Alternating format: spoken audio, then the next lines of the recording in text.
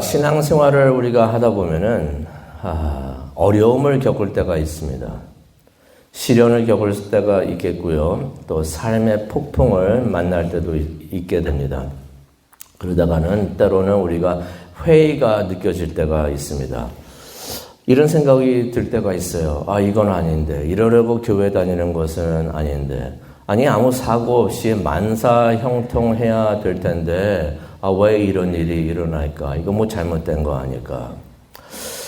그런데 우리가 이것을 깨닫기를 원합니다. 우리가 예수님을 따르면요, 반드시 우리는 하나님의 영광을 누리게 됩니다. 예수님께서 내려주신 축복 우리가 내리게 되는데요. 그러기 위해서는 우리가 고난의 길을 반드시 걸어야 된다는 것을 우리가 깨닫기를 원합니다. 시련의 길을 우리가 겪어야 된다는 것입니다. 천국의 영광을 우리가 누리기 위해서는 십자가의 고통도 시련도 우리가 겪어야 된다는 것입니다. 그것을 겪지 않고서는 우리가 예수님을 따라갈 수 없다는 것을 우리가 반드시 깨닫기를 원하는데요. 오늘 이야기는 그 사실을 간과했던 제자들의 이야기, 그것을 깨닫지 못했던 제자들의 이야기가 되겠습니다. 12제자 중에서 야고보하고 요한이 있었습니다. 두 형제죠. 두 형제가 예수님께 다가오더니 예수님께 상담을 신청을 합니다. 예수님께 와가지고 예수님 조용한 곳에 가서 우리 좀 잠시 대화 좀 했으면 좋겠습니다 라고 말을 합니다. 그러더니 심각한 얼굴로 35절에 나오죠. 우리가 무엇을 원하든지, 이 말을 가만히 보면요, 원본에 있는 말을 가만히 보면은 약간 협박같이도 들립니다.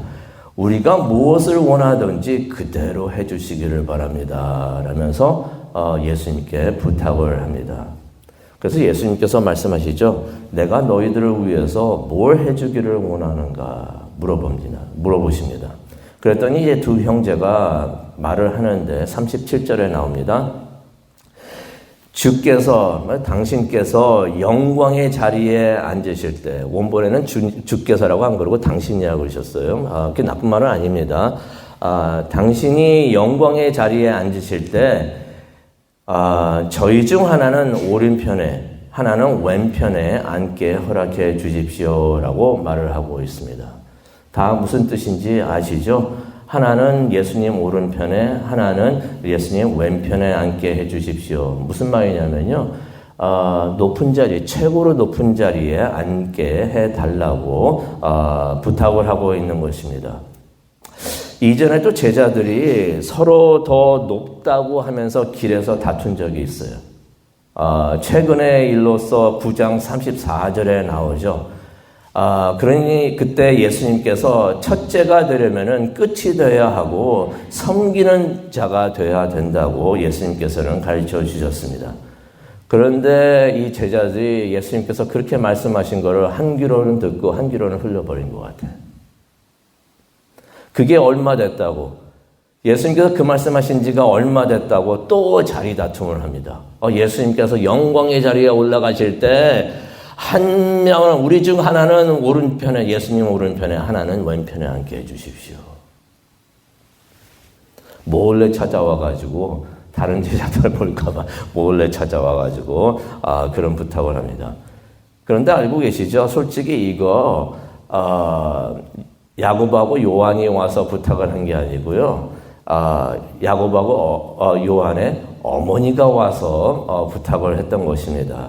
이게 마태복음 20장 20절에 나옵니다. 그때 야고보하고 요한도 같이 왔는지는 모르겠어요. 하지만은 야고보하고 요한이 부탁한 것과 마찬가지이기 때문에 마가는 그렇게 기록을 하고 있는데요.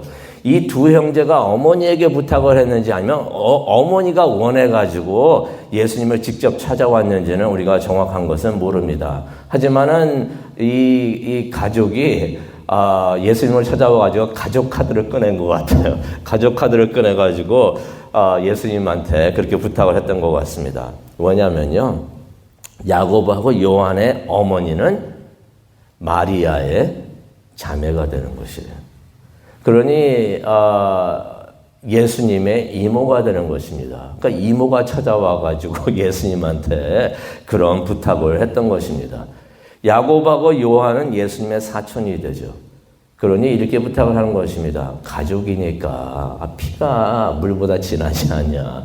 가족이니까 우리 좀 잘 챙겨달라라고 말을 하면서 예수님에게 그런 부탁을 하는 거였습니다. 예수님은 우리가 따라가고 있는데 우리가 바짝 붙어가지고 하나는 예수님의 오른편, 하나는 예수님의 왼편에 있겠습니다. 그런데 예수님께서는 그렇게 부탁을 하는 사촌들이 참 안타깝게 느껴지십니다. 그렇게 생각을 하십니다. 그래서 38절에 이런 말씀을 하시죠. 지금 너희가 구하는 것이 무엇인지는 알고 이렇게 말을 하고 있느냐라고 말씀을 하십니다. 그러면서 예수님께서 설명을 해주시는데요. 38절에 있는 말씀입니다. 내가 마시는 잔을 너희가 마실 수가 있겠느냐? 내가 받는 세례를 너희가 받을 수 있겠는가 하고서 예수님께서 말씀을 하십니다. 예수님께서 말씀하신 내가 마실 잔을 너희가 마실 수가 있겠는가? 내가 받는 세례를 너희가 받을 수 있겠는가? 라고 물어보시는 것은 무엇을 말씀을 하시는 것이냐면은 너희가 나를 따라와서 나와 함께 한다고 하는데 그게 어떤 의미인지는 알고나 말을 하고 있느냐?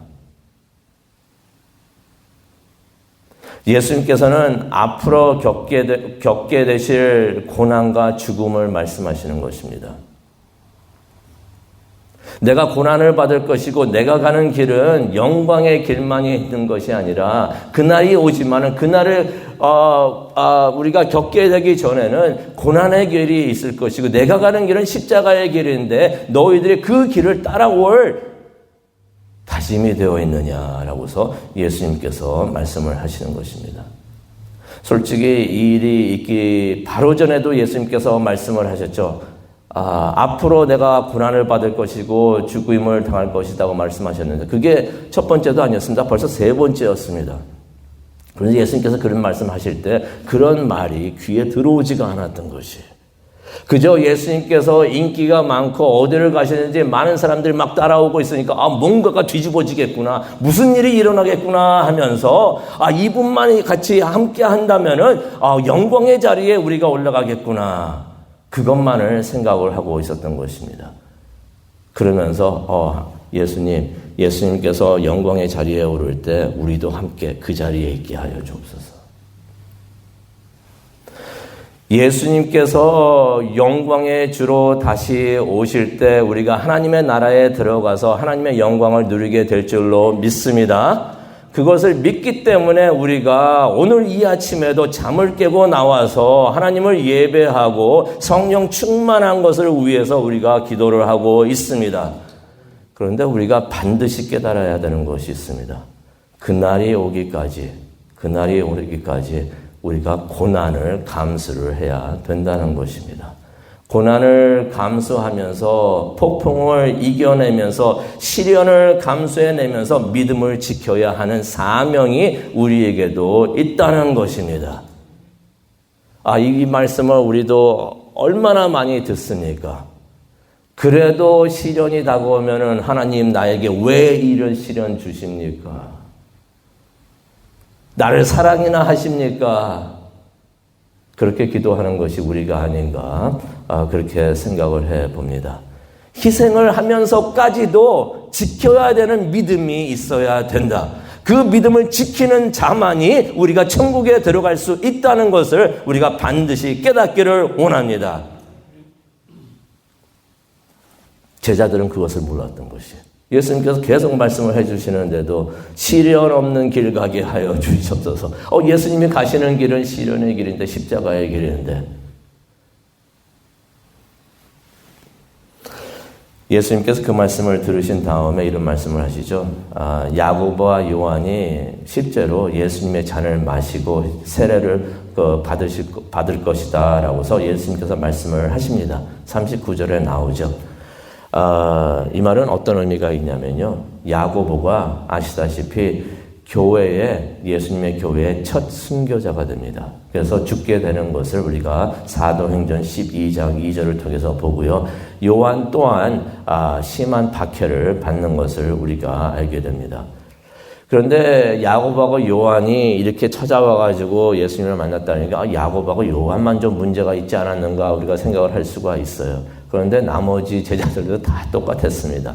이 일이 알려졌어요. 이 일이 어떻게 새나갔는지는 모르겠어요. 그런데 이 일이 알려졌습니다. 나머지 제자들도 야고보가 요한 형제가 와가지고 이런 일을 했다는 것을 본 다음에 그 두 형제에게 분개했다, 화를 많이 냈다라는 말씀이 41절에 나옵니다. 이 말은 무슨 말입니까? 나머지 제자들도 똑같은 마음이었다는 것이에요. 우리도 같은 마음이었는데 우리도 높은 자리에 앉고 싶은데 이 두 형제가 선수 쳤구나, 우리 몰래 선수 쳤구나 하면서 분개를 했다는 것입니다. 그래가지고 예수님께서 12제자를 다 불러 모으십니다. 불러 모으셔가지고 다시 말씀을 해주셔야 되는데요. 이 12제자가 누구였습니까? 앞으로 예수님을 대신해서 예수님의 교회를 이끌어 나가야 되는 기둥들이었던 것입니다. 예수님의 제자들이 되어서 이 교회를 이끌어 나가야 되는데, 그러기 위해서는 교회가 많은 어려움이 있을 텐데 그때에도 서로 돕고 서로 사랑하면서 하나가 되어야 되는데, 이렇게 다투면 안 되는데, 이렇게 싸우면 안 되는데, 내가 높다 네가 높다 하면서 그렇게 싸우면 안 되는데 그렇게 되고 있으니 예수님께서 말씀을 하십니다. 43절에 말씀을 하시죠.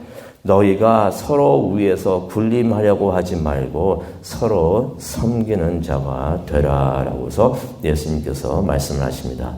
그리고 예수님께서 45절에도 말씀을 하시죠. 나도 많은 사람의 대속물이 되기 위해서 왔다라고서 예수님께서 말씀을 하십니다.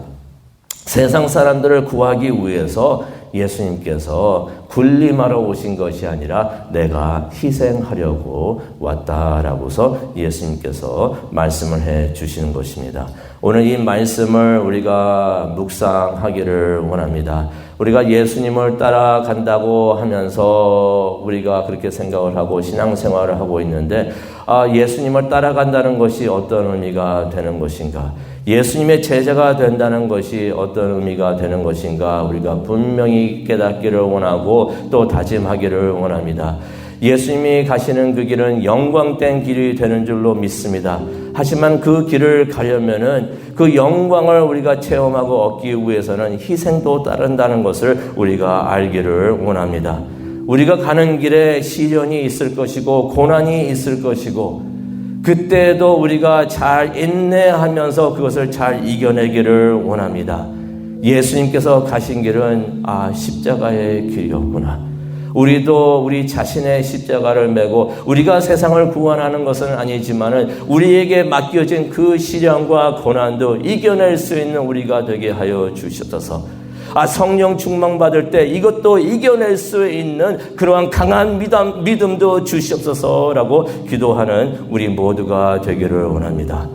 우리가 예수님이 가져오실 그 영광에도 참여를 하지만은 예수님의 고난에도 참여하는 우리 모두가 되기를 간절히 축원합니다. 기도하시겠습니다.